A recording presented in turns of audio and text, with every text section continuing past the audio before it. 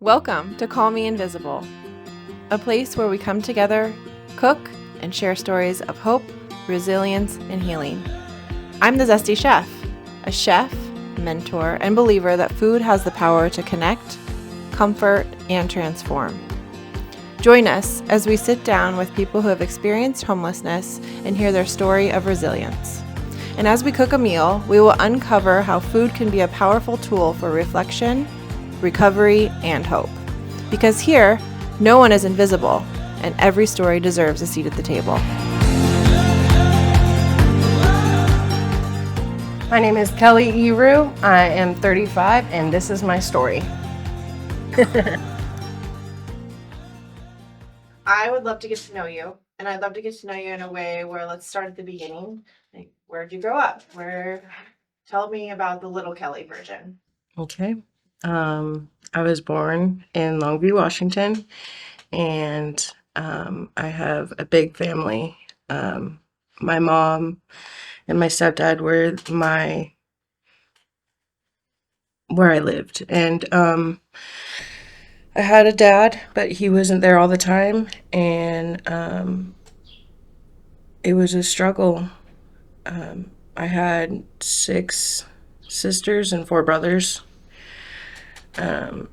Just a big family. Everybody kind of got together all the time, and then slowly we started not going to the family functions. And I believe it had a lot to do with some of the trauma that I was going through as a child.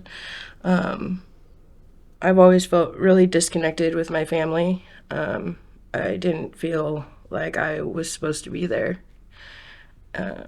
So I pretty much stayed in my room a lot of the time. And as I got older, it seemed like I was always grounded for something. And I just feel like it wasn't necessary. I was a very good kid. I was very quiet because I was told just to lay low, pretty much. And at age 9, I started having these weird things happen to me by my stepdad. And I didn't realize that it wasn't normal until I started getting friends. And when I was going to school, I wasn't allowed to go to birthday parties. I wasn't allowed to stay the night with people. So as I got older, I was about 13, I stayed at my first sleepover.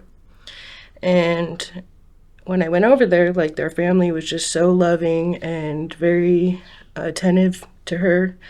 And I realized my life wasn't normal. So I kind of took advantage of going over to her house, was able to get away for a little bit. About age 13, I gained the courage to tell my mom what was going on because I had realized that it wasn't right. I'm not sure if she didn't believe me, but she said she didn't believe me. And it wasn't something I wanted to relive, so I just kind of dropped it. So after my mom basically telling me I was lying to her, it broke me. You know, the person that's supposed to take care of me and love me and protect me didn't want to, or didn't believe me, which was probably the hardest part. At 14, I decided to turn into a rebel. I figured if I was going to be grounded and stuck at the house, I might as well do something to deserve it. I started sneaking out, climbing out of my window on the rooftop and going with a friend. Literally just went to the elementary school and laid on the bridge and watched the stars. Yeah, I was a good kid, but I wanted to be bad because I didn't know how to cope with all of the things that I had been feeling. Once I got caught, you know, it was worse and worse. You know, every day I was trying to find something to get in trouble for because I was already in trouble.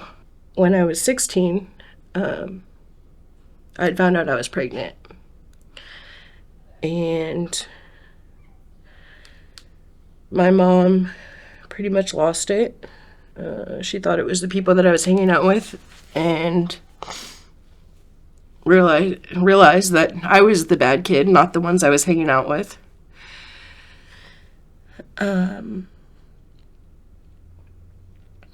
Pretty much after I found out I was pregnant, I realized that I could be emancipated from my mom's house because I was going to be an adult.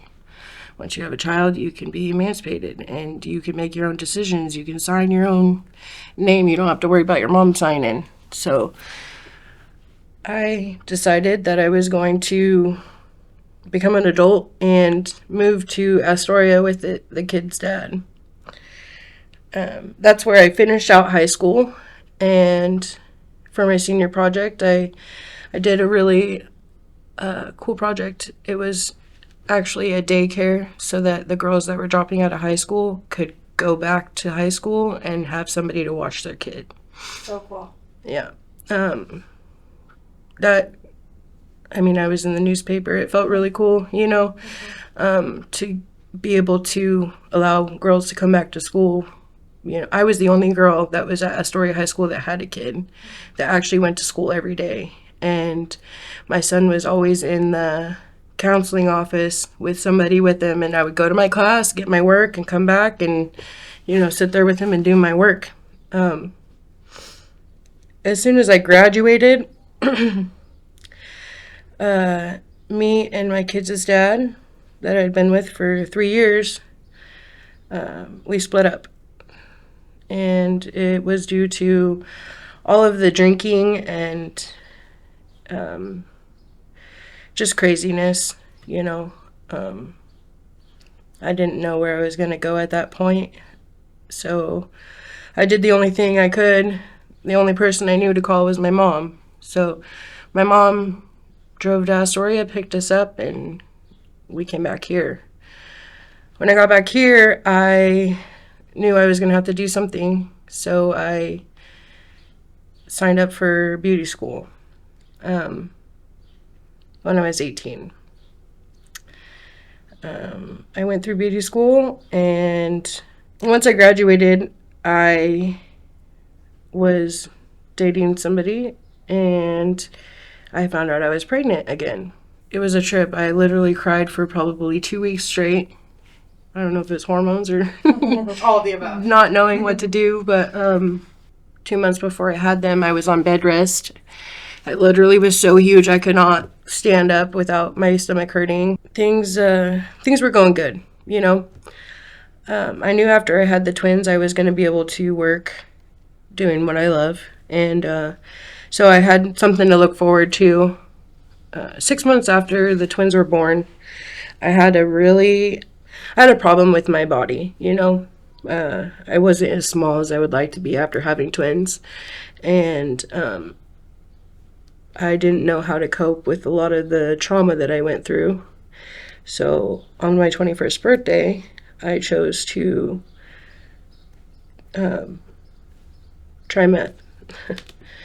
And that's kind of where I was able to cope, so I thought, with my feelings. I'm going to backtrack. Throughout high school, there was a lot of the situations that I put myself in that was not the best, obviously. And because I was going against whatever my mom said, I felt like I couldn't tell her, but there was parties that I went to where I got so drunk that I blacked out, and I woke up to things happening to me, and it was kind of something that I just stuffed down in and avoided talking to anybody about. And it was 2 people that I went to school with. Growing up, I didn't realize, I didn't know why my mom didn't care about me, is what I felt. I felt like my mom didn't care about me. And so having children, I felt like I would know what love was. I would know what it was like to have somebody that had unconditional love for me. And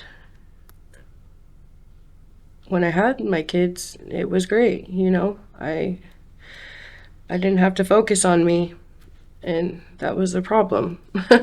I started doing meth, and I also started working at Great Clips. I worked at Great Clips for 2 years, and I was a closet user. I lived at my mom's house still, and I went to every day, you know, every day at work I was on drugs. It slowly started to get to be a problem. I was showing up late. I was messing up haircuts.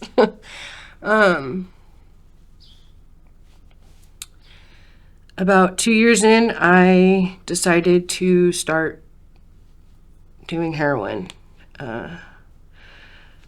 And about 3 weeks later, I had lost my kids, my apartment, my job, and that's kind of where I went off the deep end.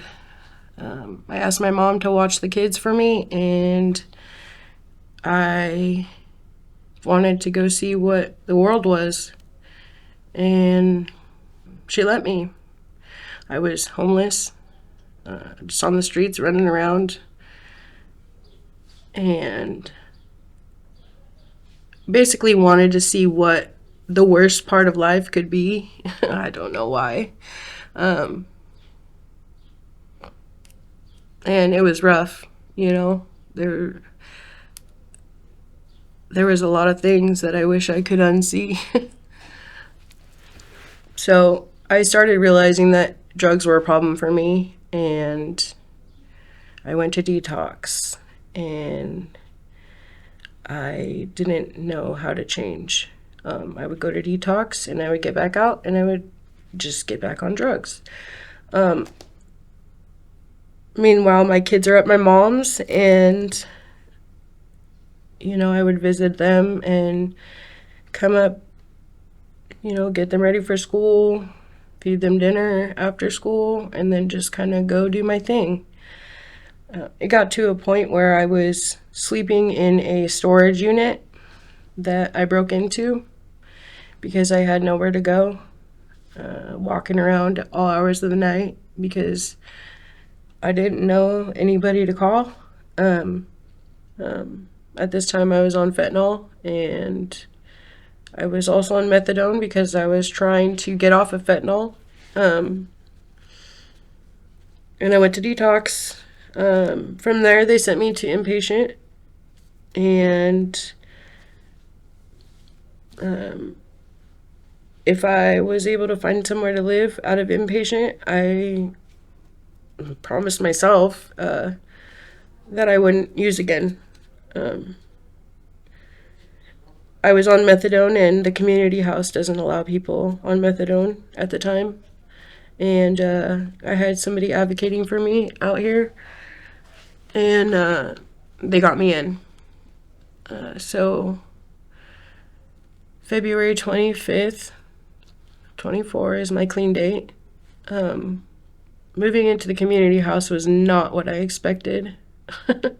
I lived here in 2011 at some point, and they had changed a lot of things. Before it was they would UA you if they thought you were using. Now it's you're going to treatment, you're going to counseling, you're going to whatever you need to go to fix yourself. And I am so glad that that is the requirements now because I didn't realize it, but my mental health was a big reason why I stayed out there. That's all I had to do, you know? You say it like it's easy. It's not easy. We're all running, right? We're all running from something. Yeah. And you were brave enough to turn around and look at it. Yeah. It's not silly at all. It's just the answer was in me, you know? Oh, you gave me goosebumps when you said that. It's so true. Yeah. And I was seeking it out in, drugs, sex, relationships. I expected people to save my life, and it never worked out. It was a vicious cycle. And moving into the community house, I knew I was going to have to work on me. I knew I was going to have to really just be vulnerable. I got a sponsor, and I started working the steps. And working the steps, I truly have gotten over, worked through, and overcome a lot of the things that made me who I was, and is a blessing. I have contact with my oldest son. I'm just setting up visits with my kids now, my twins that I don't have custody of. Yet. Yeah, yeah, exactly. I have a support group,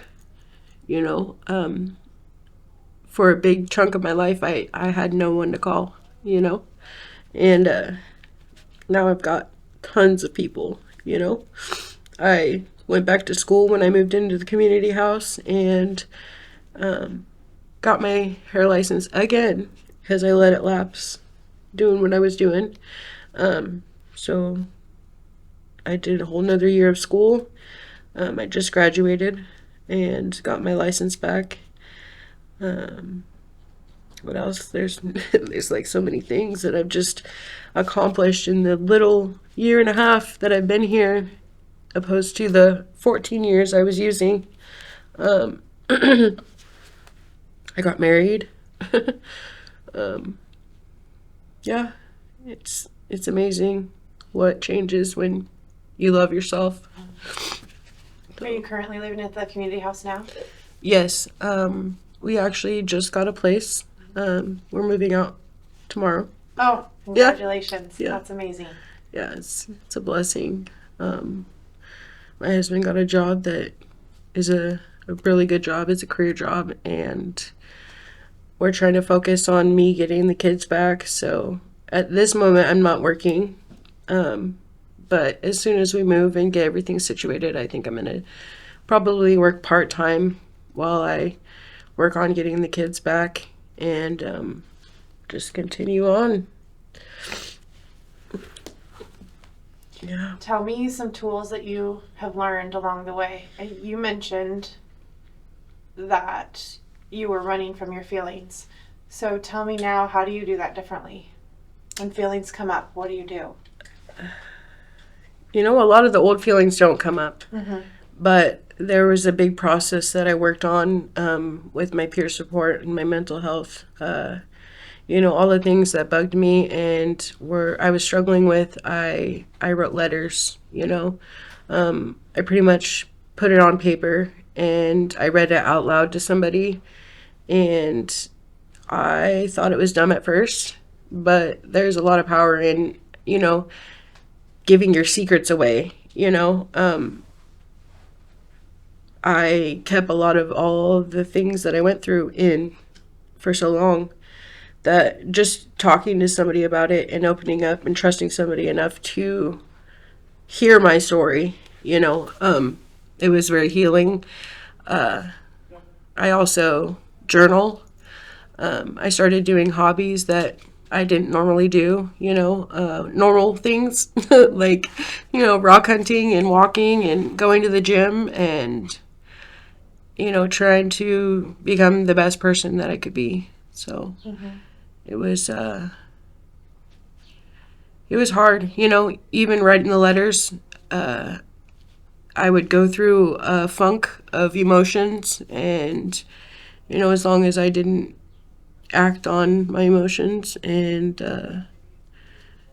do anything crazy, it was okay, because I had a lot of support. I had a lot of people that had my back, and there was even a point when I lived when I was over here, I got off methadone, and I had been on it for 3 years, and I was up to 290 milligrams, and I got off of it in 2 months from 290 milligrams, and that's a big jump, and the doctors don't recommend it, and I was just done being on it. I was in the hospital. My kidneys were failing, and they were going to have to put a stent in my brain because there was artery that was closing because of the trauma to my body. Yeah, I wouldn't recommend that to anybody. This whole story, all along the way, it's your grit and your resilience keeps shining through. Where do you think that comes from? My kids. Missing my kids. It's a superpower of yours. You really are very determined and very powerful when you put it to play, right? Like, we can do anything we put our minds to, and you are a living example of that. Yeah. Yeah, pretty incredible. Thank you. If you were your younger self watching this, what would you say to her? I would say don't give up. You're worth more than you know, and life can be crazy, but you just gotta take it by the horns and just do it, you know? My downfall was I would give up, you know? I was unaware of the strength that I had. You know, people always said, you know, you can do anything you put your mind to, but I never felt like I was worth it, you know? So I had always just taken the easy route. I would definitely say don't take the easy route because, you know, good things are worth it, but it's a struggle. Thank you so much for sharing your story. You are an amazing person. I'm going to give you a hug because you're wonderful, and I just...